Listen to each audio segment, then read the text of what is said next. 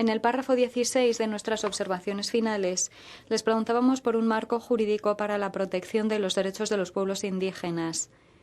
Y el comité le pedía al Estado parte que ratificase el convenio 169 de la OIT. En el párrafo 84 nos indican que no lo han ratificado este convenio, pero se habla de la armonización con la Declaración de las Naciones Unidas sobre los Derechos de los Pueblos Indígenas. Dice que el Estado ha avanzado en la armonización y desearíamos que nos diesen también más información sobre lo que significa esto de armonización del párrafo 84.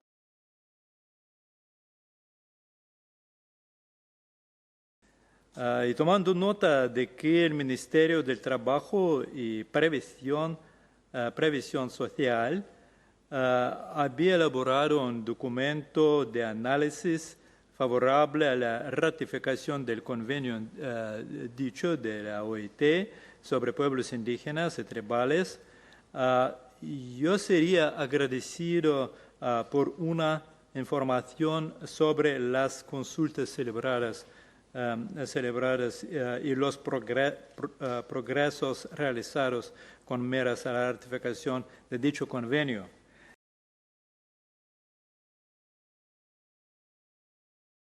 El informe también nos habla de educación y nos dicen que en el año escolar 2016 más de 24.000 estudiantes provenientes de pueblos indígenas estuvieron matriculados en la escuela y les agradeceríamos que nos diesen más información sobre los resultados de estos alumnos y cuál es la participación de los alumnos en los diferentes niveles educativos, a saber, en educación primaria, secundaria y superior.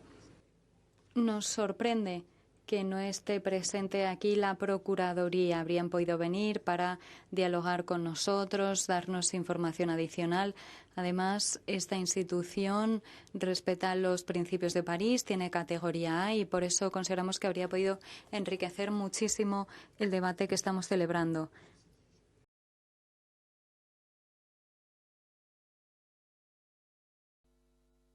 El Estado parte nos ha hecho una exposición hoy de su informe, aunque mi percepción es que está mucho más centrado en las expectativas futuras, en las proyecciones, en lo que aspira desarrollar el actual gobierno.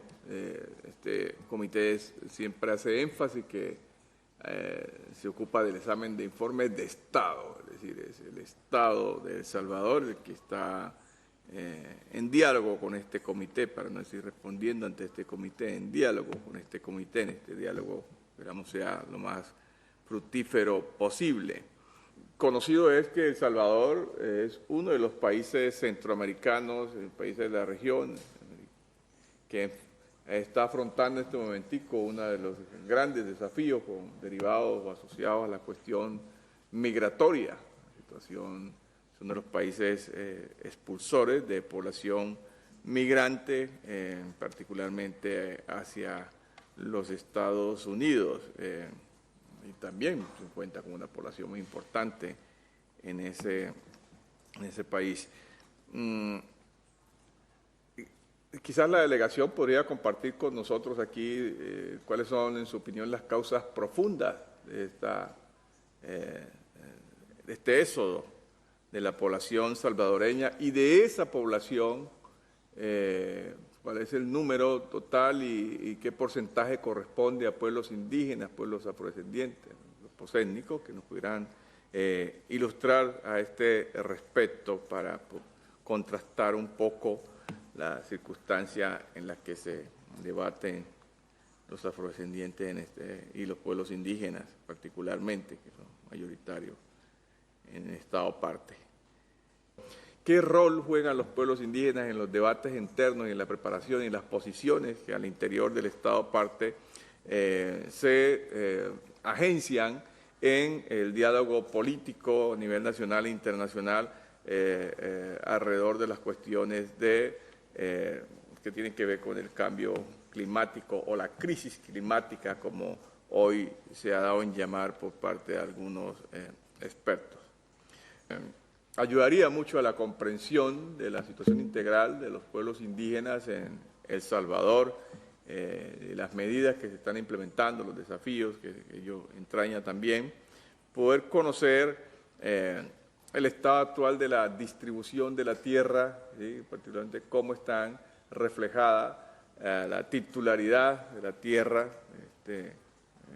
importante bien económico y social, en lo que concierne a los pueblos indígenas.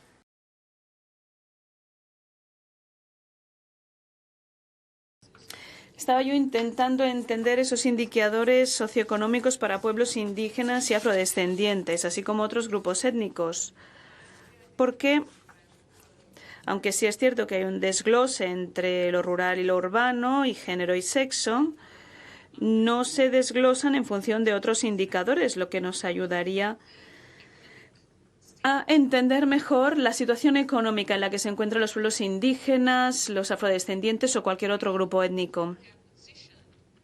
Y cuál es su situación respecto a otros grupos de la sociedad. Gracias.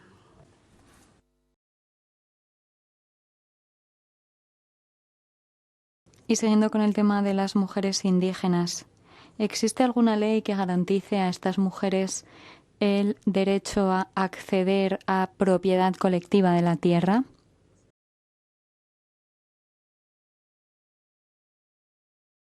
Que me gustaría saber si el Estado transversalizará su lucha contra la discriminación racial, así como las políticas públicas indígenas en todos los ministerios y secretarías, y no solo en el Ministerio de Cultura. Yo sí sigo insistiendo que no es el Ministerio de Cultura el encargado de esto.